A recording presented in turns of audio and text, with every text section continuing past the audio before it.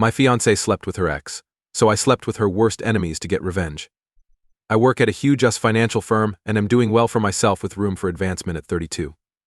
6 years ago, I talked with the woman next to me at a conference and got along great. We began dating a few months later and have been together ever since. Though she turned 30 a few days ago, the way things panned out meant there was no need to contact her to wish her well. I proposed on her 29th birthday, and she accepted immediately. I grinned thinking about that since it was one of mine and her happiest days. It soured a lot. Now aged like raw milk. Regardless, she accepted my marriage proposal and we were engaged. Good times, right? I don't know whether I'm the only one. But ladies who are too shy to talk about their sexual escapades with their friends may yap to you as a partner. I've had this in 2 relationships, including this one. I suppose most men don't want to hear about all the men their girlfriend, fiancé or wife has slept with. I don't pamper any lady with my sex partners either. It happened several times before I informed her I don't care to hear her stories, although I had heard a lot about her most recent ex. I'm fine with hearing about exes in a new relationship, but not sexual specifics. Chris was a problematic partner, but he was great in bed.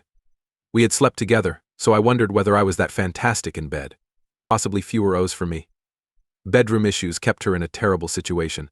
I felt suspicious, but she was younger and stupider, so I ignored it. This is crucial background for what I'll say next. I heard a lot about Chris early in the relationship, but then nothing else. I figured she was over him by then, which was okay with me. After 2 years, I seldom heard about him. Now for the post-engagement stage. Sandy, my fiancée, and I were planning. Both of us come from decent backgrounds. I wouldn't say my childhood was affluent, but I've been told I'm out of touch, so my viewpoint may be unreliable. Both ways. The parents wanted something huge. I was okay with friends and relatives.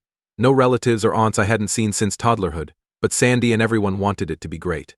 I gave up and let them win. Now the fun begins. Yes, here is where things went wrong for me. But I'm trying to be lighthearted about it now. We searched for a site and everyone wanted a gorgeous setting like a private beach, 10,000-year-old church, city hall, etc. Fortunately, I stated that I could locate a city event space, but I was informed I lacked vision. I wouldn't worry about unimportant things. Sandy informed me she was going to 3 venues with a buddy, which I was cool with. Anything to object to? She and a buddy tried caterers and looked for big loud gowns. After the day, she tells me she went to a few sites with this acquaintance and liked an ancient church. She planned to revisit again with the same buddy in a few days to confirm her feelings.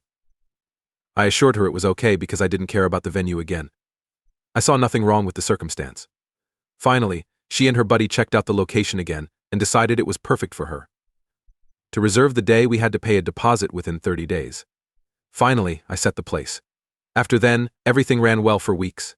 Wedding preparations went well, with more things finalized, although we hadn't spent much. I was lucky because my wife left her phone on the kitchen island when she signed for delivery. And who did I receive a notification from? Hey Chris, babe? I was tempted to read her messages, but she returned promptly with the gift she had picked up. I wasn't sure whether that was the same Chris calling her babe. I imagine it'd be worse in its own way. Must be her ex. I could control my feelings since I know how males are. He may be an ex making demands or using pet names and sexual innuendo. She may not accept it. I could wait to read more if she didn't know I knew. She had that chance 10 days later when her friend picked her up. View floral arrangements. I was lucky she forgot her phone. She might return with her phone, but I wouldn't squander the chance. I grabbed it and went to her chat app to find Chris. They chatted. Indeed, they spoke a lot. There was wedding discussion and other typical stuff. He said we should visit the place again outside of wedding chores because it was so stunning. I see he was her companion. It merely flashed back that she hadn't named me. She typically did. She went with her ex, Chris, to whom I hadn't spoken in years but who was so good in bed. This encouraged me to read more. Until I came to the good stuff. Lots of sexting, a lot. As explicit as possible. It was mostly text, although there were images. I had to walk far up, but that was around the time they visited the ancient church again. Other than pet names, things were clean after that. Not sure if they slept together. She wasn't regretting what they did since they were still conversing. She kept the idiot on speed dial. The door unlocked then. I pondered putting her phone down. I pondered faking like I wasn't doing anything. But you know what? I abandoned it. I allowed her to enter with her phone. As soon as we caught contact, her eyes widened, and she nearly ran towards me to force a light-hearted, "What you doing?" when she joined me. I looked up at her from where I was seated when she spotted Chris's phone talk. She struggled to speak. She tried to move her lips. "You checked my phone?" "Really? Are you serious?" "Yes," I answered. She sought to villainize me. The remark made me furious, but I laughed. She retreated, so I could have looked nuts. Absolutely no idea.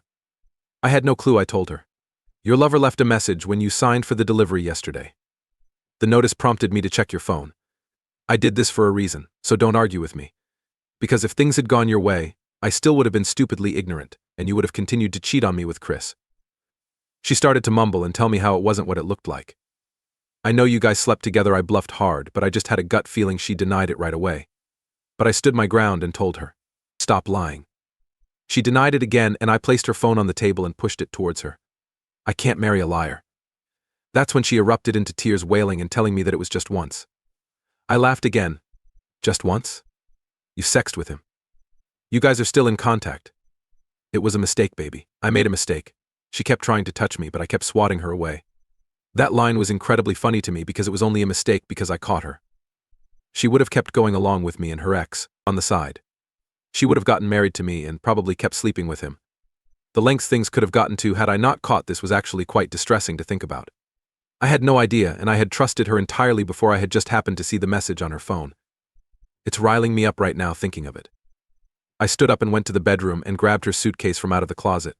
She followed me, and once she saw me throwing her belongings into it, she started to wail again, which was really starting to piss me off. She kept begging me through tears. But I was really not in the mood for any of this. To imagine I was planning a wedding with her was crazy. Give me the ring back. If you saw the look on her face at that point, it was like she had seen a ghost. I think, despite everything, it was at that point she actually realized how deeply she had messed up. She realized the actual consequences of her actions. My hand was outstretched in front of her for like 2 minutes before she finally took off the ring and placed it in my hand. She didn't even fight it. And that made me glad, since I was starting to run out of patience at that point. After roughly shoving some of her stuff into the suitcase, I passed it to her and told her to get out of the house, which she did silently. That night I locked the door, turned off all the lights, and I got drunk. The next morning I woke up to several missed calls. There were some from her, some from her parents, and even some from my parents. Obviously she had to have told them that I said the wedding was off, but I wondered if she had told them why. Almost definitely not, I thought at the time. Honestly, I wasn't in the mood to talk to anyone, because there was nothing they'd do beyond either sympathizing with me or telling me that Sandy and I could work past things. I didn't want to have to put up with either of those. At a few points during the day, people came knocking on my door, but I was silent all through, and they eventually left. It wasn't until the next day that I created a group chat and added both sets of parents, Sandy and her siblings. I wrote a very long message, detailing absolutely everything that happened in as much detail as I cared to include at the moment. I didn't care that her parents were there or that mine were there. If they were going to have any input on the state of the soon-to-be-cancelled wedding, they'd need to know exactly where I was coming from. So yeah, I told them absolutely everything. It was tiring recapping the whole saga, but I did. The group chat was silent for a full hour. After that, even though I could see that several of them had read the message, including my ex-fiancé, the first indication I got that someone had actually comprehended the entire thing was when my dad called me. I remember exactly what he said. Son, I'm sorry. You made the right choice. It'll hurt, but it was the right choice that stuck with me, because a weaker man might have gone back to his vomit when the pain got too strong, but I never even considered it. Every time I remembered that line throughout the day, I got messages and calls, some of which I replied to, some of which I ignored. It was clear, though, that everyone had gotten the news, and there was no point talking to me about it because my mind was set. That right there was pretty much the last time our wedding plans were so actively spoken about, and, to my knowledge, her parents never tried to plead with me because I assumed they had the sense to know their daughter had messed up immensely. But the thing is, that wasn't enough for me. It really wasn't. I really had to make Sandy hurt the same way I did, because calling off an engagement isn't real pain for her, it was merely the consequences of her actions. The first thing I wanted to do was get at Chris, but I really couldn't figure out how. I had no real JT on him. I did hope that Sandy would want nothing to do with him, seeing as he was the root of all the embarrassment and pain she had gone through. After all, her immediate family all knew she was an unfaithful hoe, and that was satisfying. It probably would have helped if I had come to ask for help here on how I could get back at Chris. But honestly, my mind wasn't in the right place at the time. I hope you can understand that. So I let him go despite not wanting to. However, the real person I needed to get back at was Sandy, and I had a plan. Here's the thing, we weren't together anymore. Anyone I chose to sleep with at this point was entirely fair game, even if it was her sister. No, I wasn't planning to sleep with her sister, I'm just making a point. The thing was, I wanted to make sure it hurt her a lot. So I had two options. Sleep with the people she loves the most, or sleep with the people she hates the most. Considering how our relationship had gone down the toilet, all her best friends would have been aware and they'd be difficult terrain for me to navigate. However, the people she hates would be a different kind of evil. I mean, if you're reading this, think about it. How would you feel if your partner slept with the annoying guy at the office who you absolutely hate? It'd make you hate him even more. But it also hurt a lot. Because you're sharing your partner with the last person on earth that you would have chosen.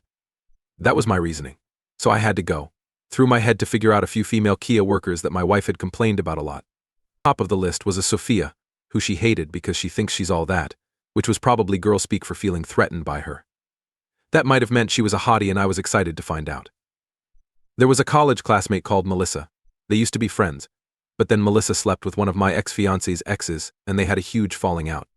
And Sandy hated her ever since. Finally, I could recall a Japanese girl called Toki, and Sandy explicitly said, "I hate her because she tries to act all dainty and cute, and the men drool over her like fools." My list had a few other names, but let me jump ahead and tell you that I either couldn't do enough digging to find them online, or I failed to seal the deal. Anyway, Sophia wasn't hard to find. They work at the same place, so LinkedIn helped me out immensely in that regard. From there, I was able to find her Instagram account, and I messaged her from there. I use Instagram a lot, and I'm not trying to be conceited, but it's a pretty attractive page to those who like slightly lavish lifestyles. I had a lot of cool outfits, my OT showed up a few times, and a few vacations I had been on also made features. When I followed Sophia, she followed right back within minutes and I sent her a message. I played my usual slick talk and I could clearly tell she was into me. This went on for a day more before I asked her if she'd like to go on a date, and she said yes. I made it very clear that day to take several photos of her, and with her and I made sure she looked amazing in each one. That date had a happy ending, if I say so myself. The next one was Melissa. Now at this point I realized that I was doing a lot in the name of revenge, but I was committed. Melissa lived 2 states over, but I still sent her a message on Instagram anyway. The problem was, and I didn't bargain for this, she recognized me. My wife and her had not kept in touch, but I guess Melissa made it a habit to keep occasional tabs on her life out of hate or something, and I certainly showed up on my wife's social media. I was found out, so I went for an honest route. I let Melissa know I had split with Sandy and she said, "Good, I hated her." The next message, "Oh, I'm sorry, I know you must still love her." I told Melissa that no, I did not still love her and I was looking exactly for someone who I could share my hate with. She started a voice call with me immediately after that message. I did find that odd. And we got to talking about my ex-fiancé. At a point, I just blurted out, "I want to get back at her." And Melissa, apparently a chronic homewrecker, said, "You could sleep with me." At this point, I could see why Sandy hated her back then. But this just worked in my favor. Setting things up was incredibly easy. I flew over on a weekend. Melissa and I went bowling and sightseeing in her city, again with lots of photographic evidence for my devious purposes, and then we went to her house and had some fun. She even let me take some very suggestive photos of her. Apparently the hate between the two of them was a lot deeper than I knew. Finally, it was time for Toki. I was lucky with this one because I found her on Tinder. I had no idea what she looked like, but the name Toki was certainly not common for the area I lived in. I matched with her right away and I sent her a message. She was pretty slow with her replies, and when I proposed a date, she said she wouldn't be available for the week. It took a while for me to seal the deal, especially because I eventually went on a date with her. It took 3 dates to get anything to happen. I got my photos though, of course, all taken with her fully aware. It took exactly 6 weeks for me to finalize all of this, and I won't lie. I really wondered whether I was a psychopath to go through all that trouble to get back at someone, but I knew I'd finally feel a lot better at the end of it. So I brushed those feelings aside. I texted Sandy out of the blue one day, and it took her ages to reply, but she eventually did. We got through some very awkward pleasantries, but I told her I wanted to meet up with her. Though I didn't tell her what for, and I'm certain that got her hopes up. She told me she could be ready in 15 minutes. But I insisted that we meet in 3 hours because I really wanted to drive her crazy with the suspense. No, we were not getting back together, but I bet that's what she thought. Finally, the time came and I met her at a park. She was there before I got there, which was unsurprising since I had been as sluggish as possible while preparing. She stood to hug me, and I accepted it. It was easier to get her hopes up if I wasn't too cold.